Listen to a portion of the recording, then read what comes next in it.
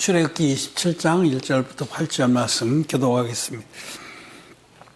너는 조각목으로 장이 5규빗, 광이 5규빗의 단을 만들되 네모 반듯하게 하며 고는 3규빗으로 하고 그 네 모퉁이 위에 뿔을 만들되 그 뿔이 그것에 연하게 하고 그 단을 못으로 설치며 재를 담는 통과 부삭과 대야와 고기 갈고리와 불 옮기는 그릇을 만들되 단의 그릇을 다 노스로 만들지며 단을 위하여 못으로 그물을 만들고 그 네 모퉁이에 눈꼬리 넷을 만들고 그물은 단 사면 가장자리 아래 곧 단 절반에 오르게 할지며 또 그 단을 위하여 채를 만들되 조각목으로 만들고 노수로 설치며 단 양편 고리에 그 채를 꿰어 단을 매게 할지며 단은 열판으로 기게 만들되 산에서 내게 보인 대로 그들이 만들지니라. 아멘. 예, 우리 성도 여러분 안녕하셨습니까? 예, 오늘은 출애굽기 27장의 번제단에 대해서 말씀을 드리고자 합니다. 번제단은 제물을 불에 태워서 하나님께 제사를 드리는 단입니다. 그래서 이 단은 예수 그리스도의 십자가를 계시를 합니다. 그래서 오늘 이 부분에 은혜를 나누고자 합니다. 번제단에서 제물을 태워 올림으로써 보편적인 제사는 그렇게 끝나는 거죠. 모든 제사의 전형은 속죄제사인데 속죄제사는 세 가지 조건이 반드시 충족돼야 됩니다. 오늘 제가 이제 레위기 읽기 그룹에 이렇게 글을 올리고 있는데 거기 어떤 분이 이 동영상 하나 보면 레위기 끝난다 그래서 제가 좀 봤어요. 저는 다른 이들 글도 이렇게 봅니다. 저는 보작배기로 이렇게 주장하는 게 아니고. 그래서 봤는데 이제 그 목사님이 다른 분의 동영상을 편집한 게 대부분이고 앞뒤에 좀 인사말이 있어요. 그래서 다른 분이 영국에서 사역하는 분인데 굉장히 활동적으로 일하시는 분이에요. 그분이 이제 레위기 1장의 말씀을 가지고 그 속죄제사의 그 핵심을 이렇게 설명을 하셨는데 6가지로 이렇게 말씀하셨어요. 물론 틀린 말은 아니지만 핵심은 3가지입니다. 뭐냐면 흠없는 제물, 죄인이 죄산 받고 하나님 앞에 의를 회복하려면 첫째로 흠없는 제물이 있어요. 흠없는 제물을 회막문으로 끌고 와서 그 회막문 안 번제단 앞에서 그 제물의 머리에 안수하는 겁니다. 예. 이 첫 번째 흠없는 제물, 둘째는 안수. 그래서 하나님의 율법을 어긴 그 죄들을 이 안수를 통해서 그 제물에 넘기는 거예요. 넘기면 그 다음에 제사장이 이제 주는 칼을 받아서 이 제물의 목을 따는 겁니다. 동맥을 끊어서. 이제 그걸 아주 실감나게 잘 설명을 하셨는데 이 3가지입니다. 6가지까지 갈 거 없어요. 3가지 핵심은 흠없는 제물, 안수, 피 흘림. 굉장히 중요합니다. 이것은 장차 오실 예수 그리스도의 한 영원한 제사의 모형입니다. 그래서 이 속죄제사의 절정이 어디냐면 매년 제7월 제10일에 드렸던 대속죄의 제사거든요. 그게 레위기 16장 17장에 기록되어 있습니다. 그 대속죄일에는 대제사장 아론이 그 앞에 이제 절차가 길어요. 자기와 자기 식구들을 위해서 예물을 드리고 쭉 이렇게 나오는데 제일 그 대속죄의 제사의 클라이맥스는 마지막 염소 한 마리로 드린 제사예요.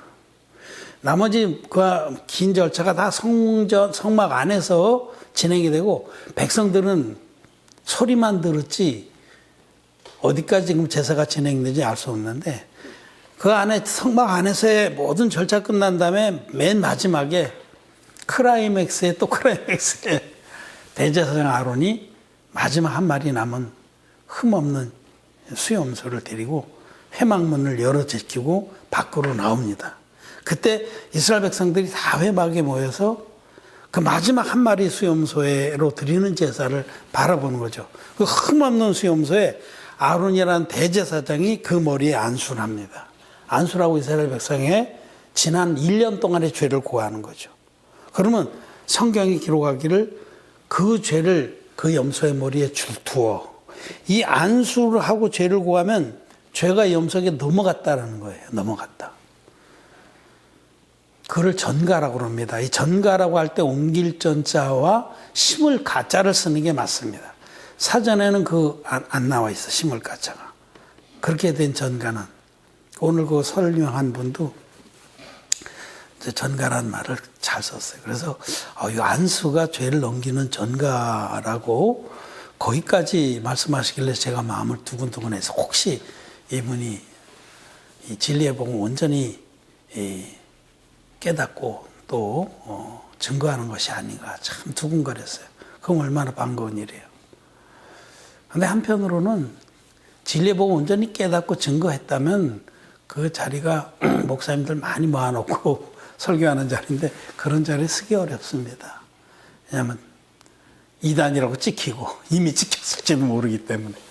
그래서 그래도 혹시나 기대감에 들었는데 거기까지 잘 왔어요. 흠없는 제물에 안수해서 아론 얘기는 안 하고 그냥 숙제에서만 얘기했는데 그거는 죄를 넘긴 다음에 안수로 죄를 넘긴 다음에 이제 이 제물을 잡아야 되는데 하고 이제 그렇게 다 설명을 잘해서 그 구약 제사는 잘 설명하고 예수님의 제사를 설명하는데 그럼 우리 죄가 예수님께 넘어간 거를 그거는 아론의 후손이고 율례 대표전 세례 요한이 예수님의 머리에 안수 형식으로 세례를 베품으로 다 넘어간 거거든요. 이게 기록된 말씀입니다. 마태복음 3장과 뭐 요한복음이나 요한일서나 사도 바울의 서신이나 예수 그리스도께서 받으신 세례가 인류의 모든 죄를 예수님이 친히 육체에 담당한 세례라고 기록하고 있습니다. 그런데 이제 그걸 눈이 아직 뜨지 못해서 영적 소경에서 깨닫지 못하고 죄가 넘어간 부분을 그냥 믿음으로 죄가 넘어갔다고 믿어야 된다는 거예요. 맥이 쫙 빠지는 거예요. 맥이. 한껏 기대를 했는데 그냥 믿음으로 그렇게 죄가 넘어갔다고 믿는다는 거예요. 아닙니다. 믿음이라는 것은 기록된 말씀을 확인하고 확신하는 겁니다. 말씀에 기록되어 있잖아요. 예수님이 세례요한에게 세례를 청하면서 이제 허락하라. 우리가 이와 같이 하여 너는 내 머리에 안수라고 난 그 안수를 받아서 우리가 이와 같이 하여 모든 의를 이루는 것이 합당하니라. 모든 의가 이루어지려면 세상의 모든 죄가 예수님께 넘어가야 되는 거죠. 그래서 예수님이 세례를 받으시고 나서 이튿날 세례요한으로부터 보라 세상 죄를 지고 가는 하나님의 어린 양이로다라는 증거를 받으셨습니다. 요한복음 1장 29절. 이렇게 기록된 말씀으로 구약의 그 안수가 죄가 넘어가는 전가라면 그 심을 가짜입니다. 시집 간다는 가짜를 사전에서 썼는데 그거 우리 성경적으로 안 맞아요. 우리 출가라고 그럴 때 가짜가 아니라 벼화변 옆에 집 가짜를 쓴 그게 심을 가짜예요. 벼를 우리가 꼭꼭 심잖아요. 어려서 난 모내기 많이 해봐. 우리의 죄가 예수님이 안수 형식으로 세례를 받을 때 예수님에게 다 넘어가서 꼭꼭 심긴 겁니다. 육체에. 예수님 육체에 심겨서 예수님이 세상 죄를 지고 가는 하나님의 어린 양이 되신 건데 말씀으로 확인하고 확신하는 것이 믿음입니다. 이런 그 기록된 말씀의 증거를 제시하지 못하고 그냥 예수님 우리 죄를 넘겨받았다고 그냥 믿으면 된다는 거예요. 꽝입니다. 그걸 갖다 에베소에서는 누구든지 헛된 말로 너희를 속이지 못하게 하라. 이 헛된 말입니다. 말씀에 증거가 없는 모든 그런 그 요란한 말들은 헛된 말입니다. 말씀을 가지고 우리는 가르쳐야 되고 말씀을 가지고 교제하고 말씀을 가지고 믿음의 근거로 삼아야 됩니다. 그래서 예수님은 흠없는 제물로 하나님이 육신을 입고 오셨기 때문에 오셔서 인류의 대표적인 세력의 안수를 받으심으로 우리의 모든 죄를 세상 죄 허물을 단번에 담당하시고 십자가로 가셔서 다 이뤘다 하기까지 피 흘려서 그 모든 죄를 깨끗이 갚아주셨습니다. 이것이 바로 주님이 우리의 모든 죄 허물을 위해서 드려주신 한 영원한 제사입니다. 히브리서 10장 12절에서 예수께서 한 영원한 제사를 드려주심으로 우리가 거룩함을 얻었노라. 모든 희생과 능력과 고난과 심판과 저주는 주님이 홀로 받으셨는데 우리는 단지 주님께서 드려주신 완벽하고도 영원한 그 제사를 믿음으로 값없이 거룩함을 얻는 겁니다. 왜? 예수님이 행하신 일이 팩트이기 때문에. 예수님은 하나님의 아들이신데 육신을 입고 이 땅에 오셔서 인류의 대표적인 세례요한에게 안수를 받음으로 세상의 모든 죄를 단번에 짊어지시고 십자가에 가셔서 당신의 거룩한 보혈로 다 이루었다 하기까지 죄값을 지불하고 깨끗이 죄를 다 갚아주셨기 때문에 누군지 예수님께서 이 땅에 물과 피로 임하신 것을 요단강의 세례와 십자가의 피로 임하신 것을 믿는 자는 값없이 의롭다고 얻게끔 하나님께서 완전한 구원을 베풀어 주신 겁니다. 그래서 사도 요한이 예수님을 가리켜서 물과 피로 임하신 자니 곧 예수 그리스도다 이렇게 말씀하신 거죠. 그래서 제가 참 들으면서 기대에 부풀었다가 혹시나 했다가 역시나 됐습니다. 왜 얼마나 말씀 정력적으로 전하는지. 근데 사실 믿음 있는 사람은 뭐 이렇게 요란 떨지는 않습니다. 왜냐하면 내가 믿는 거로 말하였다라고 사도 바울이 말한 것은 믿는 바를 얘기하기 때문에 차분차분하게 얘기해도 진리고 소리치며 얘기해도 진리인 거죠. 자, 그런데 주님이 우리를 위해서 드려주신 한 영원한 제사는 구약의 속죄 제사 중에서 흠없는 제물, 그 다음에 안수, 피 흘림. 피 흘린 다음에 그 이제 제물을 이제 가죽을 벗기고 각을 뜨고 내장을 다 떼내고 깨끗이 씻고 또 그 남은 그 고기는 다 조각을 내서 조각 마디마디 다 끊어서 번제단 위에 불살라서 하나님께 드립니다. 그러면 하나님께서 그 냄새를 맡으시고 아주 기뻐하신 거죠. 왜? 하나님 우리를 이처럼 사랑하셔서 정말 지옥 갈 수밖에 없는 우리들, 저와 여러분들 쓰레기 같은 자 아닙니까? 얼마나 하나님의 율법의 규례로 보면은 율법마다 안 깨뜨린 것이 없고 정말 율법 앞에서 아주 깨알 같은 글씨로 우리 제가 기록이 됐죠. 의문에 쓴 증서라고 성경에 의문은 율법입니다. 율법 조항마다 거기 아주 날짜별로 죄가 깨알같이 그냥 산더미같이 이사야서의 말씀대로 우리의 죄가 구름의 빽빽함보다 또 안개의 조밀함보다 많다.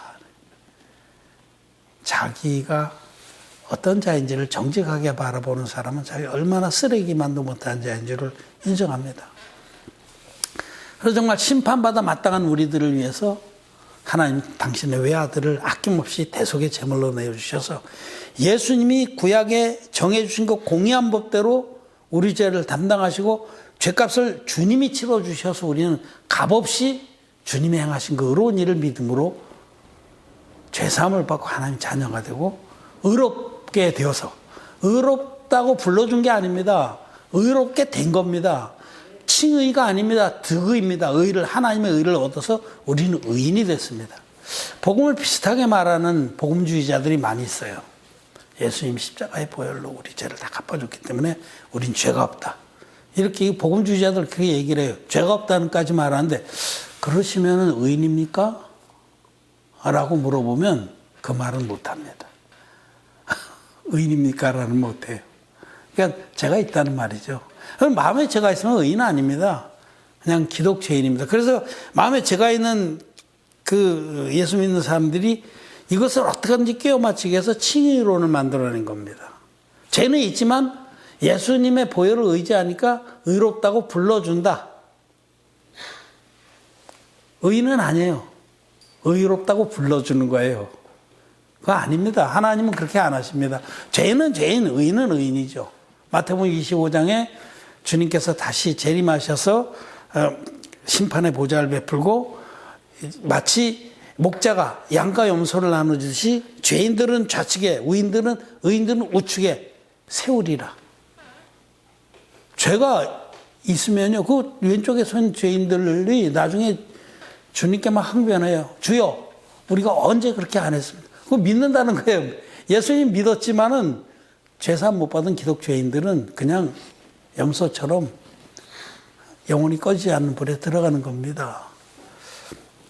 자, 이 마지막 그 제사가 마무리되는 곳이 번제단인데, 이 번제단은 우리 주님께서 받아주신 십자가의 형벌, 십자가의 저주와 심판을 말씀합니다. 노시라는 것은 심판을 계시합니다, 성경에서. 그래서 이 번제단은 모든 것이 다 노수로 만들어졌어요. 번제단이 오늘 한마디로 말하면 그것은 심판입니다, 심판. 우리가 받아야 될 심판을 어린 양으로 오신 예수님이 온전히 받아주셨다는 것을 말씀합니다, 온전히. 번제단은 어때요? 장광이 똑같아요. 정사각형이에요.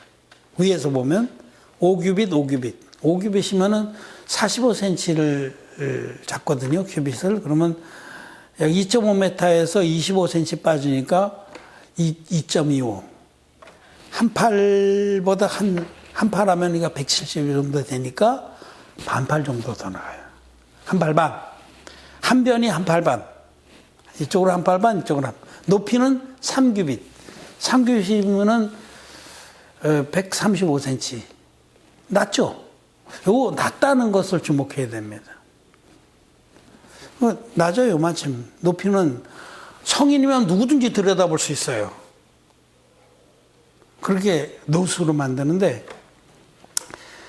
그 안에 이제 아카시아목, 조각목으로 비게 만들고, 마지막 절에 보면요, 8절에 다는 널판으로 비게 만들 때 속이 비었다는 거죠. 조각목으로 만드는데 틀만 만들었다는 거예요. 막 두꺼운 조각목으로 만들고 노수로 싸지 않았다는 거예요. 이것도 하나님의 긍휼입니다. 이게 프레임만 만들어서 노수로 입힐 수 있게끔 틀만 있으면 되는 거죠. 그렇게 만들고 그 중간에 먼저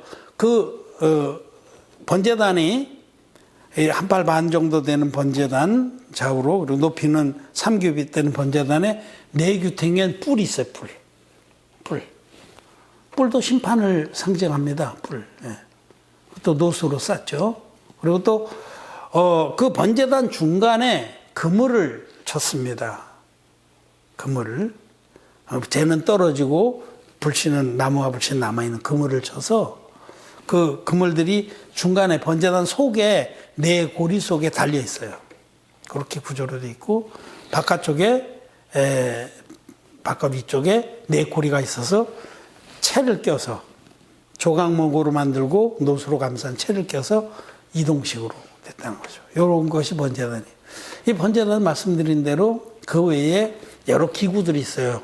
재 치우는 거, 부삽, 또 불씨 나르는 거, 또 하나 끔찍한 게 뭐냐면 쇠꼬쟁이, 이 놋쇠로 만든 꼬쟁이. 확 찍어서 고기 뒤집고 땡기고 막 이렇게 하는 여러 가지 기구들이 거기 쫙. 여기서 이제 어린 양이, 제물로 드려진 어린 양이 태워지는 겁니다. 태워지는데 온전하게 태워지도록 막 그냥 뒤집기도 하고 찢기도 하고 그러면서 뒤집어서 완전히 태웠다는 거죠. 그거는 예수님께서 당하신 그 정말 형용할 수 없는 고난을 계시를 하는 겁니다. 여러분, 예수님은 십자가 형태로 해서 돌아가시기 전부터 사실은 번제단에 고난을 당하셨는데,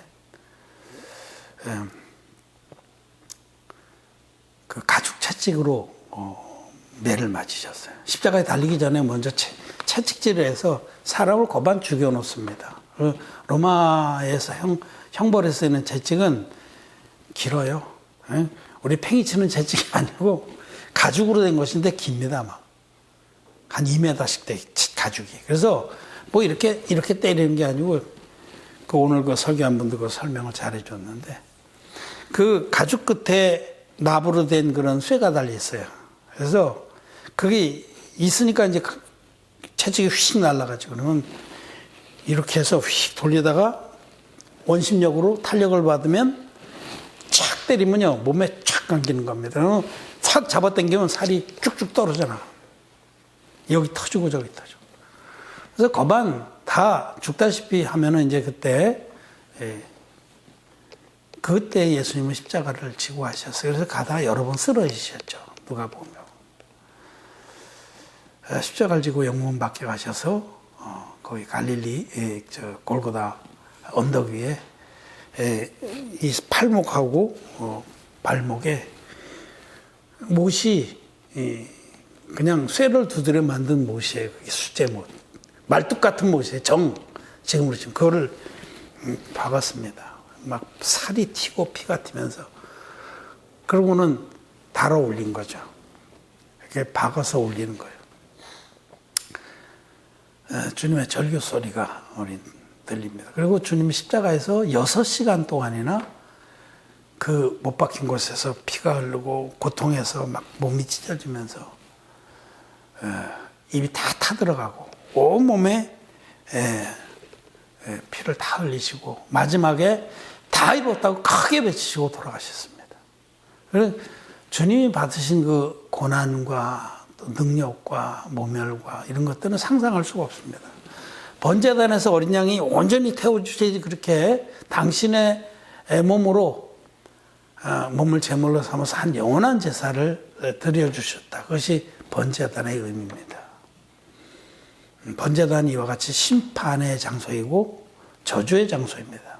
놋은 심판을 의미하는 주님이 우리가 받아야 될 모든 심판들을 온전히 받아주셨다라는 것이 번제단의 의미입니다. 근데 이 번제단은 정말로 완전히 소각시키는 거예요. 완전히. 우리 주님 당신의 육체를 완전히 태워서 하나님께 드림으로 한 영원한 제사가 되어주셨죠. 그래서 우리가 값없이 주님이 행하신 그 완전한 제사, 한 의의 한 행동, 또 혹은 히브리서에서 말씀하는 한 영원한 제사로 말미암아 우리는 값없이 의롭다함을 얻게 하셨습니다. 그래서 이 번제단이 우리가 죽어야 될 그 자리, 그 양이 그렇게 찢겨지고 태워지는 걸 보면서 여러분 다 볼 수 있다고 그랬죠. 우리 주님이 우리 인류를 위해서 당신을 들여서 한 영원한 제사를 드려준 것을 우리는 다 볼 수 있습니다. 그 신비주의가 하나도 없어요. 그냥 두루뭉술로 넘어간 것도 없어요. 다 들여다볼 수가 있습니다. 단위 만약에 뭐 한 10규빗쯤 되고 그러면 들여다볼 수가 없죠. 그럼 막막하잖아요. 어떻게 하셨나.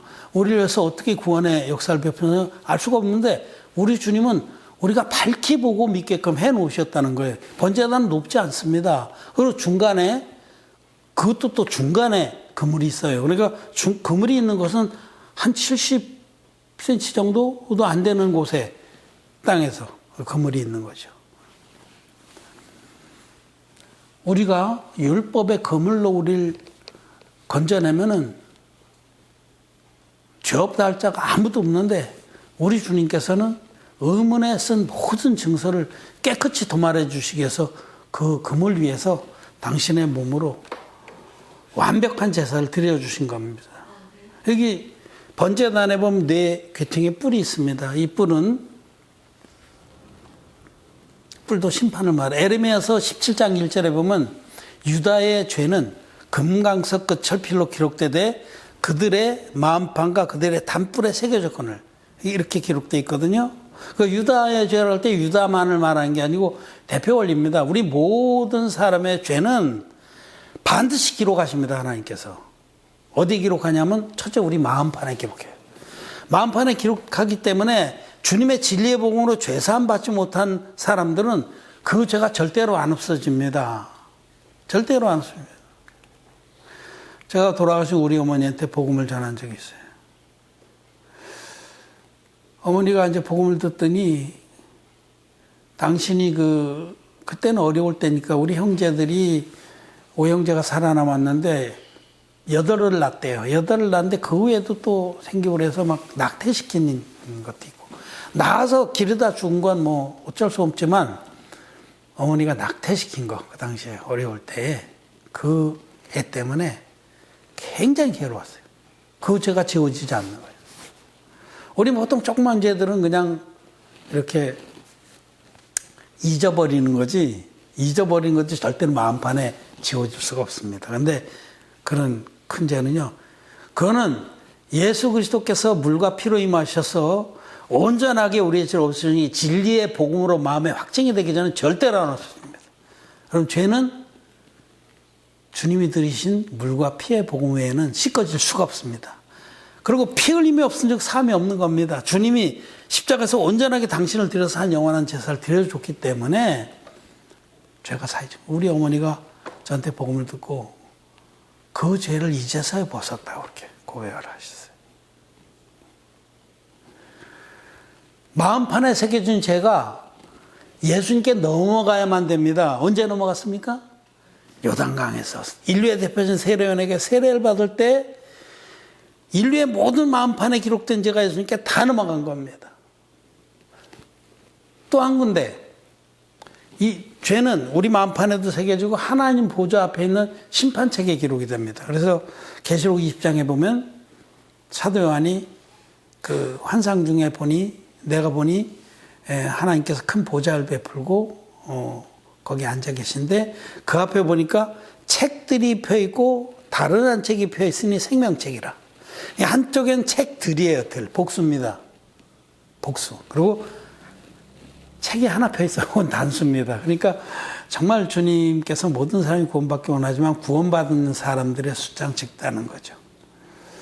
책들이 펴 있는데 그게 뭐냐면 심판책입니다. 행위를 기록한 그게 바로 이 땅에서는 번제단 단뿔이에요. 그 하늘의 계시가. 땅에 있는 성막은 하늘 성소에 계십니다. 근데 이 번제단의 단뿔이 바로 하나님 보좌 앞에 있는 심판책을 계시합니다. 그래서 그렇기 때문에 에레미야서 17장 1절에 유다의 죄는 금강석 끝 철필로 기록되되 그들의 마음판과 그들의 단뿔에 새겨졌거늘. 하나님 보좌 앞에 행위록 책에 아주 낱낱이 적혀 있습니다. 그래서 사도 바울은 의문에 쓴 증서라고 그래요. 율법마다 죄들이 깨알같이 적혀 있는데 그 모든 죄도 예수님이 다 담당하신 겁니다. 이 인간의 이 땅에 마음에 새겨진 죄, 하늘의 보좌에 심판책에 새겨진 죄가 예수님이 세례받을 때 다 넘어가서 예수님 그 죄를 당신의 몸에 옮겨 심고 전가하시고 이제 번제단에서 십자가 형태로 해서 온전히 태워서 당신을 드린 겁니다. 그런 말미암아 우리가 나음을 입은 겁니다. 그런 말미암아 우리가 죄와 상관없는 자가 된 겁니다. 히브리서 9장에 죄와 상관없이 자기를 바라는 자들에게 두 번째 나타나시라. 정말 주님이 이 땅에 오셔서 행하신 그 완전한 구원의 제사를 믿는 자는, 이 번제단의 사역을 믿는 자는 죄가 없습니다. 그 모든 죄를 주님이 완벽하게 없애주신 걸 믿습니다. 말씀으로 확인하고 확신합니다. 그것이 구원입니다. 그래서 이 번제단의 모든 것들은 심판을 의미한다. 하나님의 심판은 이미 예수 그리스도의 안에서 다 끝났다라는 겁니다. 그 기구들조차 다 놋으로 만들어서 놋 갈부리 팍 당겨서 찢기도 하고, 왜냐면 두꺼우면 안 타잖아요. 확 찢기도 하고 쇠사를 찍어서 뒤집기도 하고 그러면서 온전히 죄가 되도록. 우리 갑자기 그 윤신혜가 불렀던 그 열애가 생각나는, 불꽃을 태우리라. 태워도. 정말 주님은 당신을 온전히 들여서 우리 인류의 모든 죄를 온전하게 대속을 해주시고 하나님 보좌 우편으로 올라가셨어요. 부활하시고. 우리는 이 번제단이 주님께서 받아주신 십자가의 형틀이고 심판이고 우리를 구원하신 대속의 고난이었다라고 믿습니다. 그러나 십자가만 가지고 구원이 완전한 건 아니에요. 그 번제단에 드려지기 전에 목을 따서 피로서 번제단 뿔에 바르고 땅 밑에 쏟습니다. 이런 과정도 이제 나중에 속죄제사 때 제가 말씀드릴 건데, 그리고 번제단에 드려지는 거거든요. 근데 그 앞서서 안수가 필수입니다. 안수가 필수예요. 안수 없이 드리면 그거는 불법 제사입니다. 오늘 그 영상 만든 분이 이 6단계 중에 하나라도 빼면 도살이다 그랬는데 참 맞는 얘기예요. 그건 도살이에요, 도살. 그냥 짐승 때려 죽인 거예요. 하나님 법대로 흠없는 제물, 안수, 그리고 피 흘림과 번제. 이 조건들이 다 맞아야 하나님께서 받으시는, 연락하시는 속죄 제사라는 겁니다. 번제단이 뭐라고요? 예수님께서 십자가에서 한 영원한 제사를 완성시켜 주신 십자가의 고난과 죽으심입니다. 이제 그거는 우리가 배웠고요. 근데 이제 번제단을 마지막 부분에 보면 6절, 7절, 8절에 번제단에 채를 만들어서 끼라고 하셨고, 또 그 번제단을 비게 만들라고 하셨는 이 부분이 보통 이제 그냥 넘어갈 수 있는 부분인데, 이 부분에서 우리는 이제 우리 성경은 첫째로는 예수 그리스도 통해서 우리에게 주시는 모든 구원의 은혜와 축복들을 말씀하시고, 또 이 은혜를 입은 자들이 어떻게 남은 때에 의의 삶을 살 것이냐도 말씀하시는 거예요. 이 중의적이라고 그러죠, 중의적. 근데 이것은 뭐냐면 거듭난 자들이, 주님의 이 번제단의 사역을 믿음으로 거듭난 자들이 자기들도 번제단을 미는 삶을 살 것을 말하는 겁니다. 이 번제단을 제사장들이 맸어요. 번제단은 성막에 있는 모든 기구 중에서 제일 큽니다. 제일 커요. 번제단이 제일 큽니다. 물두멍은 그 크기가 안 나와 있어서 그거는 나중에 이제 주님께 가서 물어봐야 되겠지만, 물두멍은 크게 안 나온 이유가 또 있어요. 영적인 의미가. 근데 일단은 규격을 다 가르쳐 주신, 성막의 규격들은 아주 정확하게 가르쳐 주셨는데 번제단이 제일 큽니다. 제일 크죠. 언약궤도 뭐 얼마 안 돼요. 그거를 노수로 다 만들면은 제사장들이 매면은 그 어깨 나가겠어요, 안 나가겠어요? 나가죠. 하나님은 비게 만들라고, 속이 텅 비게.